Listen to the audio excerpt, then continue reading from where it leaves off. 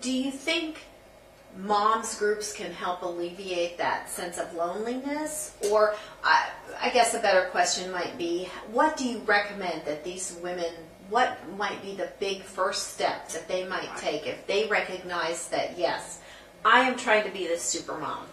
The first step that I tell everybody, and this sounds so cliche, but it is take time every day, even if it's reading a chapter of the book, talking to a friend, 30 minutes of exercise, 10 minutes of it, something that is exclusively for you. Because I think that the main thing is to self-nurture, to create that, that I deserve it. Okay. I deserve to nurture myself and put myself first, as opposed to putting everybody first and leaving myself last. But is that hard for a lot of moms? I know for me, putting myself first or even thinking about that is often very difficult because I think I'm going to do it. And I've heard people say, schedule your own time in your own planner. Right. Well, my time is usually the last thing on my planner. Right. So do people feel guilty about that? Or is Yes. And when they come into my office, that's really the first time that I'm kind of allowing them to I'm giving them permission. Look, you have my permission to put yourself first, to create a small time in your day that is exclusively for you. Mm-hmm. And it is hard, but the more that you do it, it gets easier and easier, and before you know it, I always tell people, it tips the scale. Okay. But in the beginning, it's going to be hard. In the beginning, you're going to feel guilty. In the beginning, you're not going to want to do it. Right. But it's like you have to kind of go through it. And then in the end, it's going to be easier and it's going to become part of a routine. Okay. So is there anything else you would recommend to moms who are dealing with this? So our first step is they take 10 minutes, if that's all they can take, and put themselves first. Right. In some way, shape, or form. Exactly. The other thing is creating a really strong support system. I think that so many of the moms that come into my office, and even with talking to women, when I meet them, we've lacked the support system. And the important part of this is we might have friends and acquaintances, but I'm talking about a really strong one where you can take off that Supermom mask. Well, you have to have some time to just be you, right? Whether it's with your husband or your best friend or someone. Someone that you can say, you know what, today, and I'm going to say it, I don't like my kids. Right. Today, and not be judged. Right. Today, I just don't want to be a mom. Today, I want to go.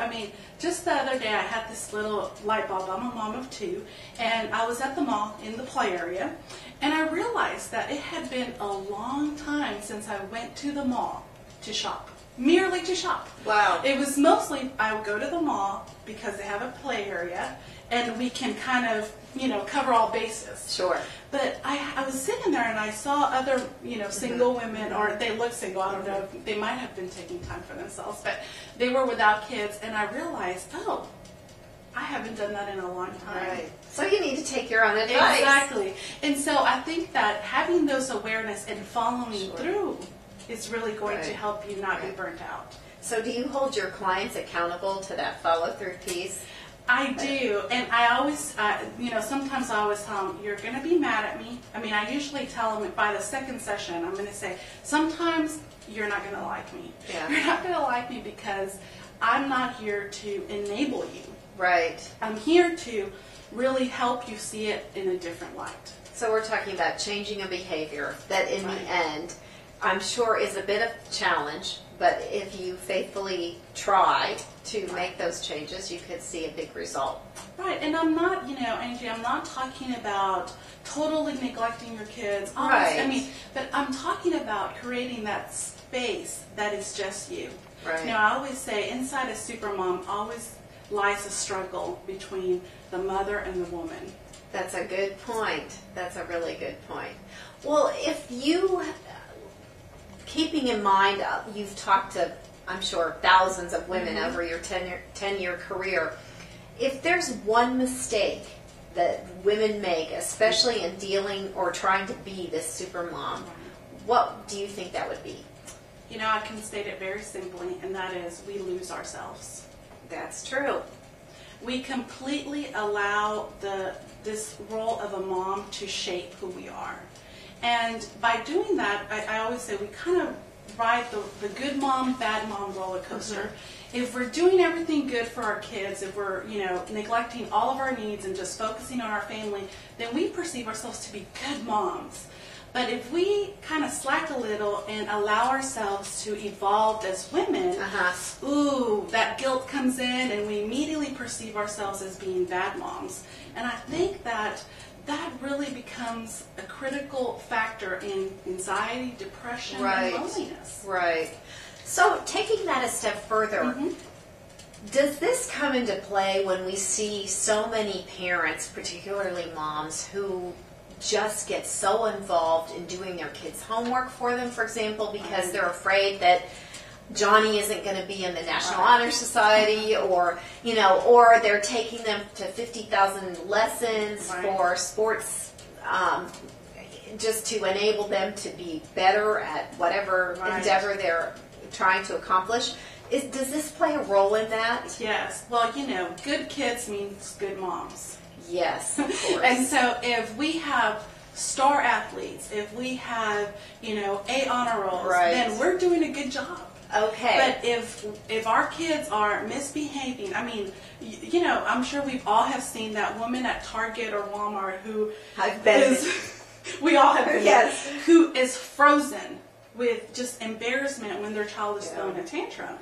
It's not necessarily because the child is throwing the tantrum. It's more because, oh my gosh, what are these people going to think? They think I'm not handling, I don't have control. I mean, and so that really plays into this supermom concept. So that feels to that mom like a reflection of who she is. Right. And it almost seems as in the work world, when people define themselves by our jobs, we are doing so also with motherhood. Right. And I mean, I hadn't thought of that. Yeah, I think you're right. I mean, I think this is kind of like we become that. And we don't realize that it's only a part of us. I mean, we are so many other things, more than moms. We're women first. I think, I don't know if I can quote it exactly, but I think Jacqueline Kennedy said, I am woman first, or something like that. And I think that we lose that, when we first become moms. Right. We're so taken, I guess rightfully so, we become so involved in that job that we just forget to have a clear idea of what life should look like. Right. So you're there to help us do that. Right. I mentioned earlier that, building a strong support system means having a place where you can take your supermom mask off. Right. And for many women, Angie, it starts in my office. It really starts by allowing themselves to talk about these issues about, that might be perceived as dark, might be perceived as selfish, and really having a place that says, it's okay. It's not being judged. You're not bad. It just means that you're a woman. You're normal. You're a human being. Well, it's almost hard to believe that many women don't have someone that they can be so real with. Right. And that probably speaks to a whole different set of issues that we face as in our own society right now. So we can come back to that. But I so appreciate your willingness to talk to us today, Diana, and I think we've had some great insights. And I hope that as you begin to look at your own life and analyze, perhaps Diana has given us, you as well, some good tips.